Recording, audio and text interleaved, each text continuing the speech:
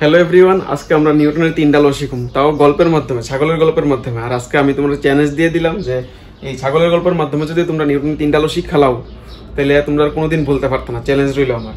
আচ্ছা, গল্পটা কন্টিনিউ করি।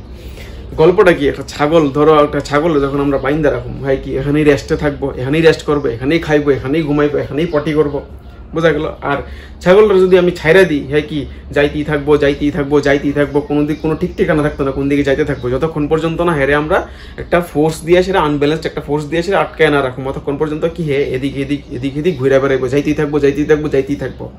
তাহলে নিউটনের ফার্স্ট লর লগে এটা কিভাবে রিলেট করে দেখো।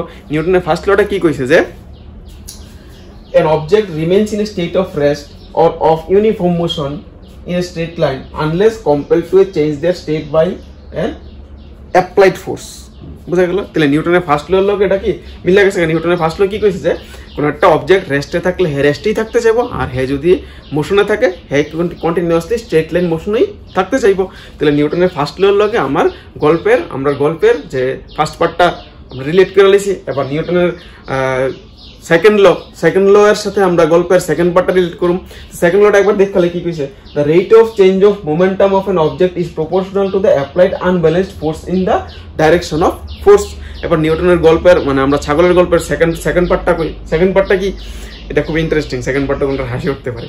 আচ্ছা, সেকেন্ড পার্টটা কি, ধরো তুমি একটা ছাগল রে একটা লাথি মারলা, তো লাথি যেহেতু মারবা একটা ফোর্স দিয়ে লাথি মারবা, ফোর্স ছাড়া তো লাথি মারতে পারতো না, একটা ফোর্স দিয়ে লাথি মারলা। ফোর্সটা কি, এফ একটা ফোর্স দিয়ে তোমরা লাথি মারলা।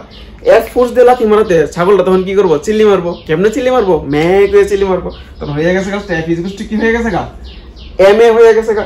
আর F is two M A কথাটা এ কই থেকে আইছে, এ হইলে ওই যে rate of change of momentum. Rate of change of momentum মানে এসিলারেশন, যেখানে এমটা কি মাস, কার মাস, ছাগলের মাস, আর এডা কি এসিলারেশন, কার এসিলারেশন, ছাগলটা লাথি মারলে ছাগলটা কি এক জায়গা থেকে আরেক জায়গায় যাইবো, rate of change of momentum হইব।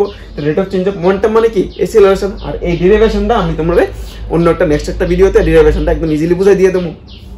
তাহলে নিউটনের সেকেন্ড লটা আমরা সেকেন্ড পার্টের সাথে, গল্পের সেকেন্ড পার্টের সাথে আমরা রিলেট করে নিয়েছি। এবার থার্ড ল, নিউটনের থার্ড লটা গল্পের থার্ড পার্টের সাথে রিলেট করুন। গল্পের থার্ড পার্টটা কি, গল্পের থার্ড পার্ট হইলো ধরো একটা বড় ছাগল, বড় ছাগল বলতে তেমন বড় তো ছাগল না, ধরো রাম ছাগল। রাস্তাতে দেখবো রাম ছাগল, দেখলে তোমরা রাম ছাগল অনেক সময় তোমরা তাড়া করে বা দৌড়ানি দেয়।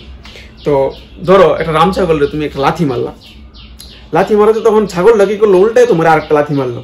তাহলে নিউটনের থার্ড ল এর সাথে এটা কিভাবে রিলেট করে দেখো।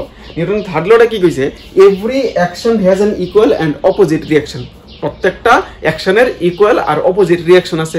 তাহলে ছাগলটারে তুমি লাথি দিয়ে অ্যাকশন করছো, আর ছাগলটা তোমার উল্টা লাথি দিয়ে সেটা রিয়াকশন করছে। তাহলে নিউটনের থার্ড ল এর সাথে আমরা গল্পের থার্ড পার্টটা রিলেট করে নিয়েছি। আর আশা করি তোমরা এই ছোট্ট একটা গল্পের মাধ্যমে তোমরা নিউটনের 3টা ল আরামসে মনে রাখতে পারবা, একদম ইজিলি মনে রাখতে পারবা। আর আশা করি তোমরা সবাই শেয়ার করবা। Thank you.